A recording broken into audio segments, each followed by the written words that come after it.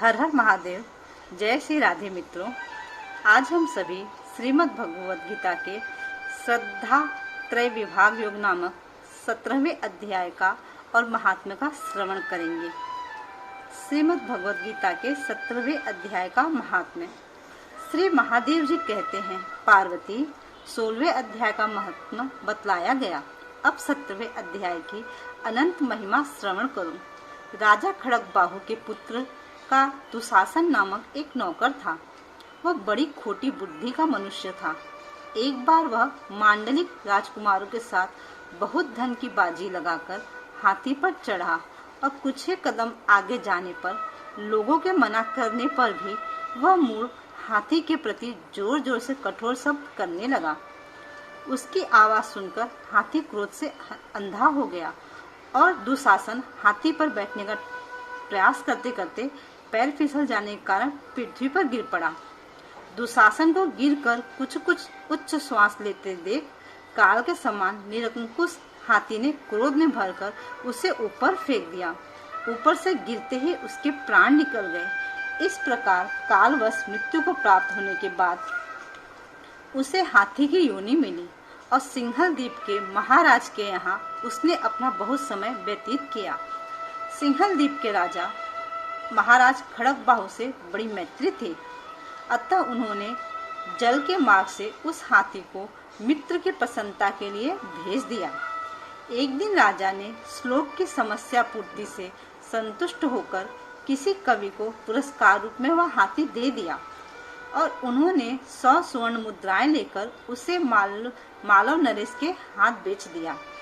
कुल काल व्यतीत होने पर वह हाथी यत्न पूर्वक पालित होने पर भी असाध्य ज्वर से ग्रसित होकर मरणासन हो गया। हाथीवानों ने जब उसे ऐसी शोचनीय अवस्था में देखा तो राजा के पास जाकर हाथी के हित के लिए शीघ्र ही सारा हाल कह सुनाया। महाराज, आपका हाथी अस्वस्थ जान पड़ता है। उसका खाना पीना और सोना सब छूट गया है। हमारी समझ में नहीं आता कि इसका क्या कारण है। हाथीवानों को बताया हुआ समाचार सुनकर राजा ने हाथी के रोग को पहचानने वाले चिकित्सा कुशल मंत्रियों के साथ उस स्थान पर पदार्पण किया जहां हाथी ज्वरग्रस्त होकर पड़ा था। राजा को देखते ही उसने ज्वर जनित वेदना को भूलकर संसार को आश्चर्य में डालने वाली वाणी में कहा, संपूर्ण शास्त्रों के ज्ञाता, राजनीति के समुद्र, शत्रु समुदाय को परास्त करने वाले तथा भगवान विष्णु के चरणों में अनुराग रखने वाले महाराज, इन औषधियों से क्या लेना? वैद्यों से भी कुछ लाभ होने वाला नहीं है। दान और तप से भी क्या सिद्ध होगा? आप कृपा करके गीता के 17वें अध्याय का पाठ करने वाले किसी ब्राह्मण को बुलाइए। हाथी के कथनानुसार राजा ने सब कुछ वैसा ही किया। तदनंतर गीता पाठ करने वाले ब्राह्मण ने जब उत्तम जल को अभिमंत्रित करके उसके ऊपर डाला, तब दुशासन गज योनि का परित्याग करके मुक्त हो गया। राजा ने दुशासन को दिव्य विमान पर आरूढ़ एवं इंद्र के समान तेजस्वी देखकर पूछा, तुम्हारी पूर्व जन्म में क्या जाति थी तथा क्या स्वरूप था? कैसे आचरण थे और किस कर्म से तुम यहाँ हाथी होकर आए थे? ये सारी बातें मुझे बताओ। राजा के इस प्रकार पूछने पर संकट से छूटे हुए दुशासन ने विमान पर बैठे बैठे स्थिरता के साथ अपना पूर्व जन्म का उपयुक्त समाचार यथावत कह सुनाया। तत्पश्चात नरश्रेष्ठ मालव नरेश ने भी गीता के 17वें अध्याय का पाठ करने लगे। इससे थोड़े ही समय में उनकी मुक्ति हो गई। ओम श्री परमात्मने नमः। अथ सप्तदशो अध्याय। 17वां अध्याय। इस प्रकार भगवान के वचन सुनकर अर्जुन बोले, हे कृष्ण, जो मनुष्य शास्त्र विधि को त्याग कर केवल श्रद्धा से युक्त हुए देवी देवताओं का पूजन करते हैं, उनकी स्थिति फिर कैसी होती है? क्या सात्विकी है अथवा राजसी कि वह तामसी है? यहाँ अर्जुन जी पूछ रहे हैं कि भगवान जो सिर्फ देवी देवताओं का पूजन करते हैं, उनकी कौन सी गति होती है, उनकी कौन सी स्थिति होती है? वो सात्विक बोले जाएंगे, राजसी बोले जाएंगे या तामसी बोले जाएंगे? उस पर भगवान क्या आंसर करें, अब हम श्रवण करेंगे। इस प्रकार अर्जुन के पूछने पर श्री कृष्ण भगवान बोले, हे अर्जुन, मनुष्यों की वह बिना शास्त्रीय संस्कारों के केवल स्वभाव से उत्पन्न हुई श्रद्धा सात्विकी और राजसी तथा तामसी ऐसी तीनों प्रकार की होती है। उसको तू मेरे से सुन। हे भारत, सभी मनुष्यों की श्रद्धा उनके अंतःकरण के अनुरूप होती है तथा यह पुरुष श्रद्धामय है। इसलिए जो पुरुष जैसी श्रद्धा वाला है वह स्वयं भी वही है, अर्थात जैसी जिसकी श्रद्धा है वैसा ही उसका स्वरूप है। उनमें सात्विक पुरुष तो देवों को पूजते हैं, राजस पुरुष यक्ष और राक्षसों को पूजते हैं तथा अन्य जो तामस मनुष्य है वे प्रेत और भूतगणों को पूजते हैं। हे अर्जुन, जो मनुष्य शास्त्र विधि से रहित केवल मन कल्पित घोर तप को तपते हैं तथा दंभ और अहंकार से युक्त एवं कामना, आसक्ति और बल के अभिमान से भी युक्त हैं तथा जो शरीर रूप से स्थित भूत समुदाय को अर्थात शरीर, मन और इंद्रियों के रूप में परिणित हुए आकाशादि 5 भूतों को और अंतःकरण में स्थित मुझ अंतर्यामी को भी कृश करने वाले हैं, उन अज्ञानियों को तो आसुरी स्वभाव वाला जान। हे अर्जुन, जैसे श्रद्धा 3 प्रकार की होती है वैसे ही भोजन भी सबको अपनी अपनी प्रकृति के अनुसार 3 प्रकार का ही प्रिय होता है और वैसे ही यज्ञ, तप और दान भी 3 प्रकार के होते हैं। उनके इस न्यारे न्यारे भेद को तुम मेरे से सुन।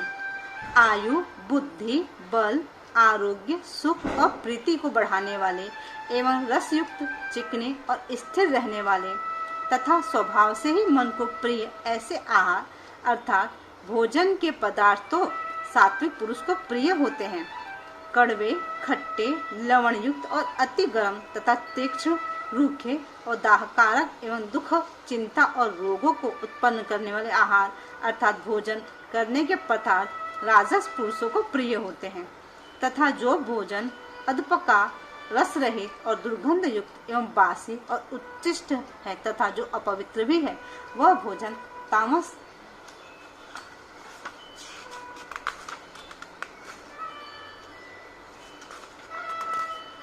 पुरुष को प्रिय होते हैं।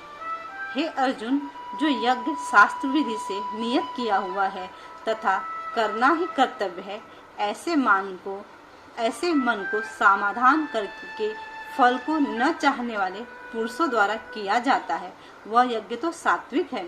और हे अर्जुन, जो यज्ञ केवल दंभाचरण के लिए अथवा फल को भी उद्देश्य रखकर किया जाता है, उस यज्ञ को तू राजस जान तथा शास्त्र विधि से हीन और अन्न दान से रहित एवं बिना मंत्रों के, बिना दक्षिणा के और बिना श्रद्धा के किए हुए यज्ञ को तामस यज्ञ कहते हैं। हे अर्जुन, देवता, ब्राह्मण, गुरु और ज्ञानी जनों का पूजन एवं पवित्रता, सरलता, ब्रह्मचर्य और अहिंसा यह शरीर संबंधी तप कहा जाता है तथा जो उद्वेग को न करने वाला, प्रिय और हितकारक एवं यथार्थ भाषण और जो वेद शास्त्रों को पढ़ने का एवं परमेश्वर के नाम जपने का अभ्यास है वह निस्संदेह वाणी संबंधी तप कहा जाता है तथा मन की प्रसन्नता और शांत भाव एवं भगवत चिंतन करने का स्वभाव, मन का निग्रह और अंतःकरण की पवित्रता, ऐसे यह मन संबंधी तप कहा जाता है। परंतु हे अर्जुन, फल को न चाहने वाले निष्कामी योगी पुरुषों द्वारा परम श्रद्धा से किए हुए उस पूर्वोक्त 3 प्रकार के तप को सात्विक कहते हैं। और जो तप सत्कार, मान और पूजा के लिए अथवा केवल पाखंड से ही किया जाता है वह अनिश्चित और क्षणिक फल वाला तप यहाँ राजस कहा गया है। और जो तप मूर्ता पूर्वक हठ से मन, वाणी और शरीर की पीड़ा के सहित अथवा दूसरे का अनिष्ट करने के लिए किया जाता है वह तप तामस कहा गया है। हे अर्जुन, दान देना ही कर्तव्य है। ऐसे भाव से जो दान देश, काल और पात्र को प्राप्त होने पर प्रत्युपकार न करने वाले के लिए दिया जाता है वह दान तो सात्विक कहा गया है। और जो दान क्लेश पूर्वक तथा प्रत्युपकार के प्रयोजन से अर्थात बदले में अपना सांसारिक कार्य सिद्ध करने की आशा से अथवा फल को उद्देश्य रखकर फिर दिया जाता है वह दान राजस कहा गया है। और जो दान बिना सत्कार किए अथवा तिरस्कार पूर्वक आरोग्य देश काल में कुपात्रों के लिए अर्थात मद, मांसादि अभ्यक्ष वस्तुओं के खाने वाले एवं चोरी जारी आदि निष्कर्म करने वाले के लिए दिया जाता है, वह दान तामस कहा गया है। हे अर्जुन, ओम तत् सत ऐसे यह 3 प्रकार का सच्चिदानंद घन ब्रह्मा का नाम कहा है। उसी से सृष्टि के आदि काल में ब्राह्मण और वेद तथा यज्ञादि रचे गए हैं। इसलिए वेद को कथन करने वाले श्रेष्ठ पुरुषों की शास्त्र विधि से नियत की हुई यज्ञ, दान और तप रूप क्रियाएं सदा ओम ऐसे इस परमात्मा के नाम को उच्चारण करके ही आरंभ होती है। तत् अर्थात तत् नाम से कहे जाने वाले परमात्मा का ही यह सब है। ऐसे इस भाव से फल को न चाहकर नाना प्रकार की यज्ञ, तप रूप क्रियाएं तथा दान रूप क्रियाएं कल्याण की इच्छा चाहने वाले पुरुषों द्वारा की जाती हैं। सत ऐसे यह परमात्मा का नाम सत्य स्वभाव में एवं और श्रेष्ठ भाव में प्रयोग किया जाता है तथा हे पार्थ, उत्तम कर्म में भी सत शब्द प्रयोग किया जाता है तथा यज्ञ, तप और दान में भी जो स्थित है वह भी सत है, ऐसे ही कही जाती है। उस परमात्मा के अर्थ किया हुआ कर्म निश्चय पूर्वक सत है, ऐसे कहा जाता है। हे अर्जुन, बिना श्रद्धा के होमा हुआ हवन तथा दिया हुआ दान एवं तपा हुआ तप और जो कुछ भी किया हुआ कर्म है वह समस्त असत ऐसे कहा जाता है। इसलिए वह न तो इस लोक में लाभदायक है और न मरने के पीछे ही लाभदायक है। इसलिए मनुष्य को चाहिए कि सच्चिदानंद घन परमात्मा के नाम का निरंतर चिंतन करता हुआ निष्काम भाव से केवल परमेश्वर के लिए शास्त्र विधि से नियत किए हुए कर्मों का परम श्रद्धा और उत्साह के सहित आचरण करे। इति श्रीमद् भगवद गीता रूपी उपनिषद एवं ब्रह्म विद्या तथा योग शास्त्र विषय श्री कृष्ण और अर्जुन के संवाद में श्रद्धा त्रय विभाग योग नामक 17वां अध्याय है। फ्रेंड्स, यहाँ भगवान ने हमें बताया कि तामसी लोग और राजसी लोग और सात्विक लोगों के स्वभाव कैसे होते हैं और वो जो पूजा पाठ करते हैं सब देवी देवताओं की, तो आपका जो पूजा पाठ करने का फल है क्या वो सात्विक होता है, राजसी होता है, तामस होता है, ये भगवान ने यहाँ बताया है। अगर आपको कुछ डाउट है, कुछ समझ में नहीं आया है तो आप प्लीज़ मुझे मैसेज करें, मैं आपको ट्राई करूँगी अपनी बुद्धि के अनुसार प्रभु की दया से जो भी समझ में आया है आपको समझा सकूँ। आज के लिए फ्रेंड्स इतना ही। प्रभु श्री हरि और भोले माता पार्वती के श्री चरणों में नमन करते हुए जय श्री राधे, हर हर महादेव।